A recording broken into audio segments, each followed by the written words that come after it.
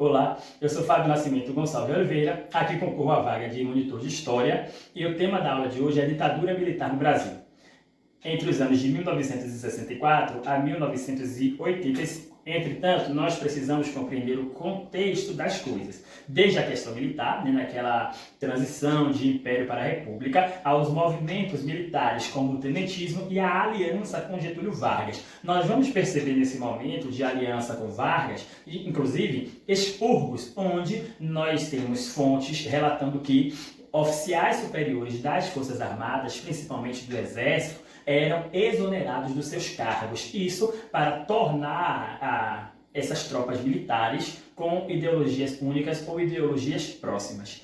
Com todo esse processo, nós vamos perceber que os anticomunistas e nacionalistas foram maioria dentro dessas Forças Armadas, principalmente do que, nesse momento, ator político, o Exército Brasileiro.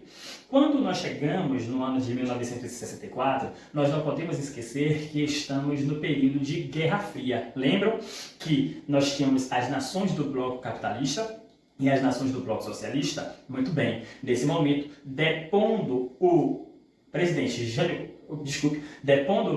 João Goulart, conhecido como Jango, nós vamos ter uma junta da autarquia que vão nomear logo em seguida o presidente general Humberto de Alencar Castelo Branco.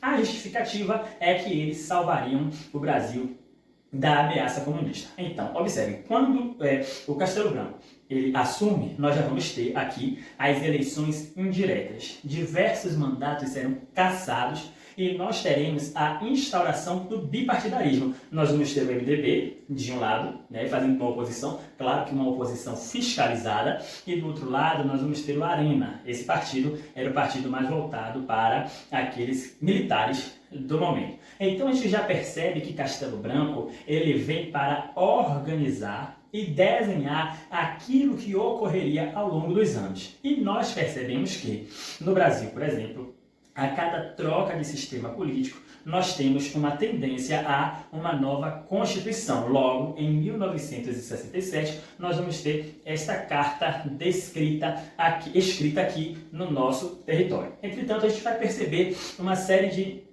atos institucionais para organizar e sistematizar aquilo que os militares achavam que deveriam fazer aqui no nosso território. Interessante a gente analisar o seguinte: a junta militar vem, diz que ficaria por pouco período, entretanto a gente percebe aí 20 anos. No momento em que o general Arthur da Costa e Silva, sendo o segundo presidente desse período, assume, nós já temos uma série de manifestações ocorrendo, inclusive a passeata dos 100 mil, além das artes produzindo os seus materiais no campo da resistência. Nós podemos mencionar também os movimentos sociais. Uma grande dica para você que está estudando aqui no nosso Universidade para Todos: não se esqueça dos movimentos sociais, principalmente os povos africanos, afrodescendentes, os povos indígenas e as mulheres. Não se esqueça disso. Então, é no governo do Costa e Silva que nós vamos perceber a carreata, a passeata dos 100 mil. Alô, estudantes, hein? Então, a forma que o governo vai responder é com total repressão. Tanto que, no momento desse governo de Costa e Silva, nós vamos ter aqui no Brasil o ato institucional número 5, que é tido como o mais perverso, um dos mais perversos atos desse momento de ditadura militar. Uma das coisas que a gente percebe nesse ato institucional número 5 é justamente o fim do habeas corpus. Então, nem adiantava buscar um advogado. Isso, como muitas provas já dialogaram, é uma forma do governo sistematizar, através das leis, a repressão. Então, a gente vai percebendo com essa aula o modo como estes generais eles se comportavam. Então, já que o Arthur da Costa e Silva ele vem de modo repressivo, o seu sucessor, claro que entre Costa e Silva, que morre antes de completar o mandato, e Médici, nós temos uma junta. E coisas muito polêmicas e perversas continuam acontecendo na história do Brasil. Entretanto, quando o general Emílio Garrastazu Médici, que é o terceiro líder desses regimes militares, ele assume com os seus anos de chumbo, nós vamos perceber ainda uma insatisfação popular muito forte, uma insatisfação artística muito forte, mas nós vamos perceber também um aumento dos casos de investigação, tortura e exílio. Era uma coisa muito comum aqui na história do Brasil, a gente perceber esse comportamento por parte do governo. Diversos artistas, como o próprio Caetano Veloso, né, ele foi mandado para outro país. Ele foi mandado para outro país, né, por conta destes que estavam ocupando os espaços de poder, né, aqui no Brasil. Isso era muito comum, muitas pessoas sumiam de repente no meio da rua, do nada. E até hoje a gente sabe, né, que diversas dessas fontes sumiram, muitas dessas pessoas sumiram e ninguém sabe. Aí é que entra uma nova dica para os nossos estudantes, a Comissão Nacional da Verdade. E aí eu deixo essa dica.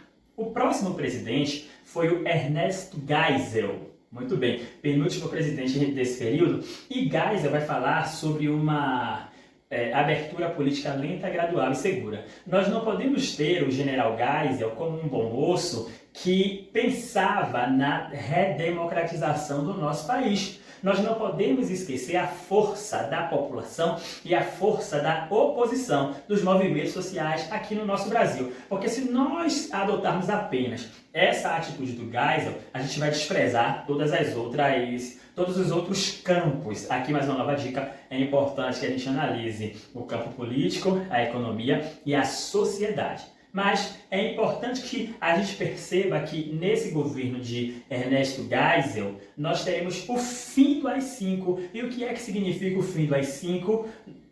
Agora nós temos novamente na história do Brasil aquilo que nós chamamos de habeas corpus. Então, a insatisfação popular, ela continua e qualquer que seja, né, o campo artístico, por exemplo, e nós entramos no governo do general João Batista de Oliveira Figueiredo, já com as extremidades desse governo abalada. Uma coisa que nós precisamos analisar aqui. Quando Geisel ele traz essa proposta de abertura lenta, gradual e segura, muitos militares não concordavam. A gente tem esses rompimentos internos dentro da caserna, dentro do quartel. Então, tanto dentro quanto fora, no momento em que João Batista de Oliveira Figueiredo assume, nós encontramos uma série de polêmicas, além, né, do próprio caso do...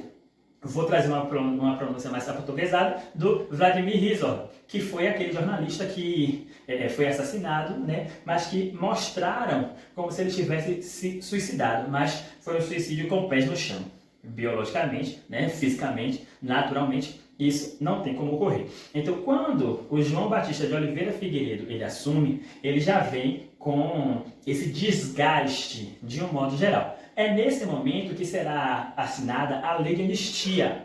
É nesse momento que será assinada a lei de anistia. Então, aqueles políticos, por exemplo, que foram exilados em outro país, né, eles poderiam retornar ao seu local. É claro que há toda uma discussão, inclusive em relação aos militares que fizeram uma série de coisas nesse momento. Mas a gente vai perceber nesse momento de governo de João Batista de Oliveira Figueiredo a criação do PDT, Partido Trabalhista, né? E do Partido dos Trabalhadores, que é o famoso PT. Então a gente percebe como esse momento de governo dos militares, ele foi um tanto conturbado. Algumas pessoas falam até em revolução, porque no momento, de acordo com alguns pesquisadores, era muito comum se falar em revolução. Entretanto, quando nós analisamos a definição deste conceito e aquilo que existiu aqui no Brasil, a gente não vai ter uma representação espaço-temporal. E aí há pessoas que falam o seguinte, existiu um milagre econômico no governo do general Emílio Garrastazu Médici. Muito bem, a gente tem aquela explosão, né, as pessoas que gostam de futebol, o futebol também foi usado nesse momento, na propaganda, só que nós vamos perceber ao longo desse governo, inclusive após o milagre econômico, os índices de dívida externa, a inflação absurdos. Então, o balanço geral dos governos militares, da ditadura militar, além de muitas mortes e perversidades que ocorreram,